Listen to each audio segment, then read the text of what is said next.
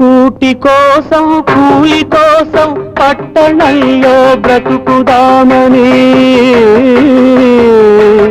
కూటి కోసం కూలి కోసం పట్టణంలో బ్రతుకుదామని తల్లి మాటలు చెవిని పెట్టక బయలుదేరిన బాటసారికి ఎంత కష్టం, ఎంత కష్టం.